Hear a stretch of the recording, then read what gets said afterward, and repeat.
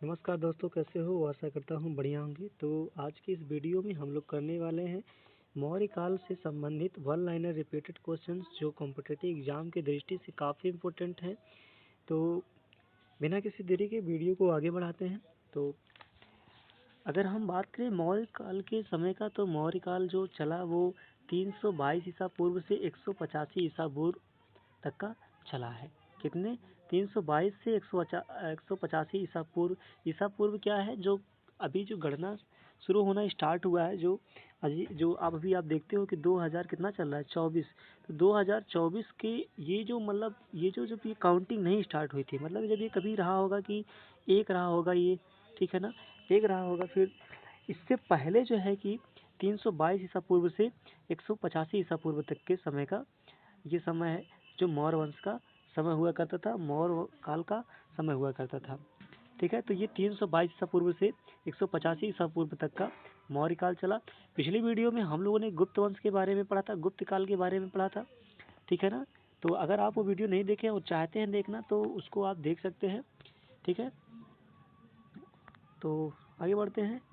तो यहाँ पे हम लोग मौर्य काल से संबंधित कुछ और महत्वपूर्ण चीज़ें जान लेते हैं, ठीक है ना। अब वही बेसिकली पढ़ने ही वाले हैं, लेकिन कुछ चीज़ें और चीज़ें हैं जिनको जानना चाहिए। जैसे मौर्य काल में अग्रनुमाई किसे कहा जाता था? तो मौर्य काल में अग्रनुमाई सड़क निर्माण अधिकारी को कहा जाता था, अग्रनुमाई कहा जाता था। अशोक कुमार के बारे में जानने के लिए महत्वपूर्ण स्रोत क्या है? तो अशोक के बारे में जानने के लिए महत्वपूर्ण स्रोत जो है कि शिलालेख है। क्या है? शिलालेख है। भारतीय लिखने की कला नहीं जानते थे, मतलब नहीं जानते हैं, यह किसने कहा है? तो भारतीय जो लोग हैं वे लिखने की कला नहीं जानते हैं, यह बात मेगस्थनीज ने कही है। किसने कही है? मेगस्थनीज ने कही है, ठीक है। बिंदुसार की मृत्यु के समय अशोक एक प्रांत का गवर्नर था। वह प्रांत कौन सा था? बिंदुसार के समय, बिंदुसार की जब मृत्यु हुई थी उस समय अशोक जो सम्राट था वह एक प्रांत का गवर्नर था। उस प्रांत का नाम बताना है, तो आंसर है उज्जैन। उज्जैन का गवर्नर थे अशोक, ठीक है, जब बिंदुसार की मृत्यु हुई थी। ठीक, आगे बढ़ते हैं। अब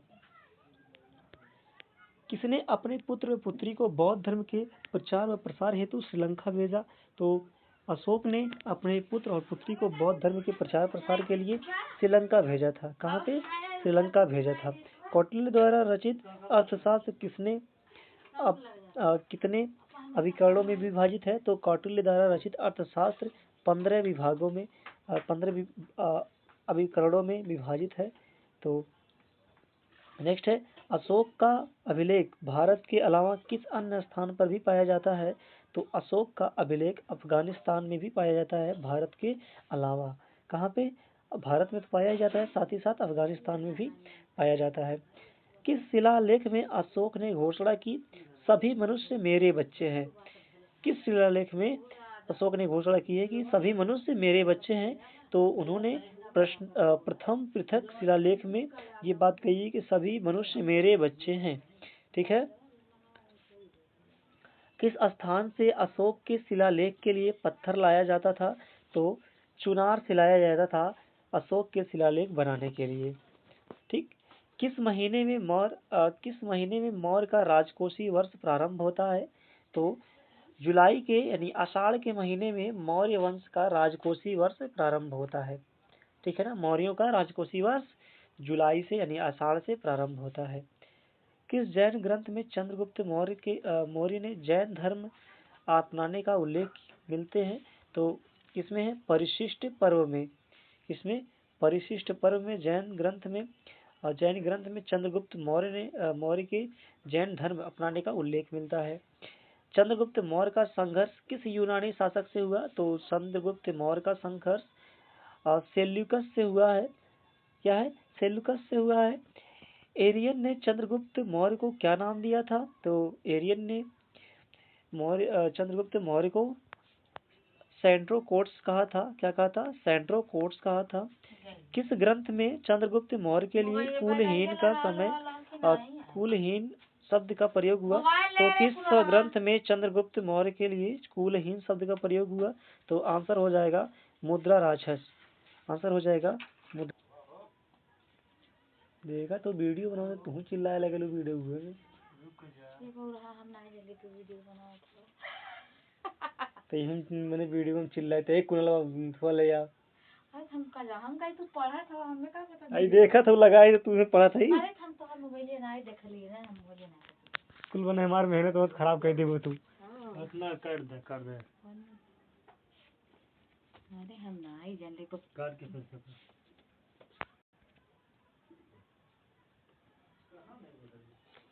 आगे बढ़ते हैं। तो नेक्स्ट है किस ग्रंथ में दक्षिण भारत के आक्रमणों का पता चलता है? तो तमिल ग्रंथ यानी अहनानूर में दक्षिण भारत के आक्रमणों का पता चलता है।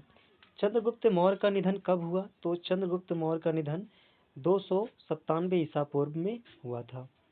ठीक है, 297 ईसा पूर्व में चंद्रगुप्त का निधन हो जाता है।